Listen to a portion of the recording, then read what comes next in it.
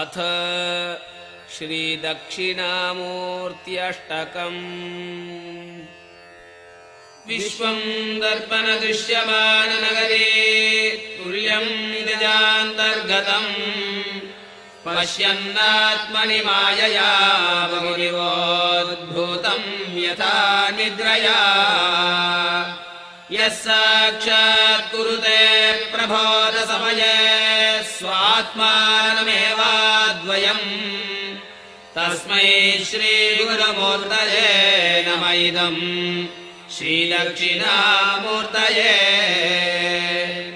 बीजस्यान्तरिवाङ्गुरो जगदिदम् प्राङ्निर्विकल्पम् पुनः मायाकल्पितदेशकालकलना वैचित्र्यचित्रीकृतम्।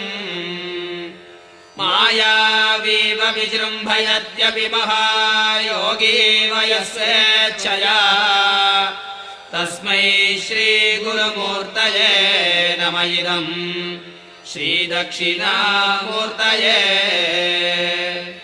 यस्यैव स्फुरणं सदात्मकमसत्कल्पात्मकं भासते साक्षात् तत्त्वमसीति वेदवचसा यो बोधयत्याश्रितान्।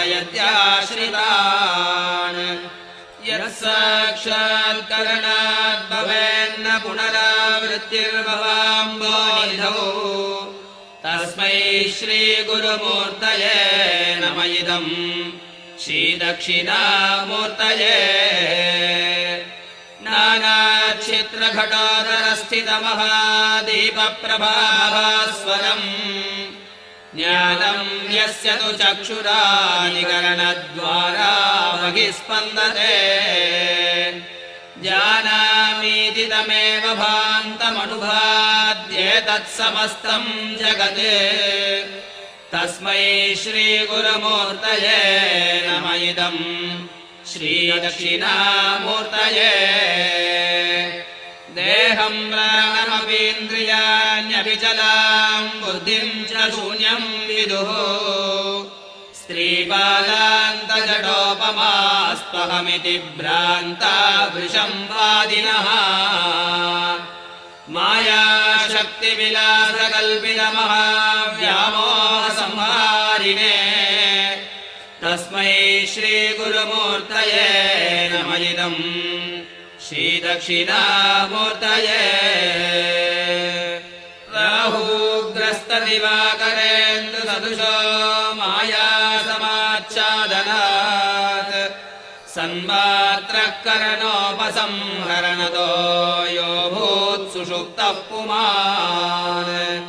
प्रागस्वाप्समिति प्रबोधसमये यः प्रत्यभिज्ञायते तस्मै श्रीगुरुमूर्तये नमः इदम् श्रीदक्षिणामूर्तये। बाल्यादिष्वपि जाग्रतादिषु तथा सर्वास्वस्थास्वपि व्यावृत्तास्वनुवर्तमानममित्यन्तः सदा स्वात्मानं प्रकटीकरोति भजतां यो मुद्रया भद्रया तस्मै श्रीगुरुमूर्तये नमः इदम् श्रीदक्षिणामूर्तये। विश्वं पश्यति कार्यकारणतया स्वस्वामि सम्बन्धतः शिष्याचार्यतया तथैव पितृपुत्राद्यात्मना भेदतः। स्वप्ने जाग्रति वा येन पुरुषो मायापरिभ्रामितः तस्मै श्रीगुरुमूर्तये नमः इदम् श्रीदक्षिणामूर्तये। भूरम्बांशनलो निलोम्बरमहर्नाथो हिमांशुः पुमान् इत्याभाति चराचरात्मकमिदं यस्यैव मूर्त्यष्टकम्। नान्यत्किञ्चन विद्यते विभुषतां यस्मात् परस्माद् विभोः तस्मै श्रीगुरुमूर्तये नमः इदम् श्रीदक्षिणामूर्तये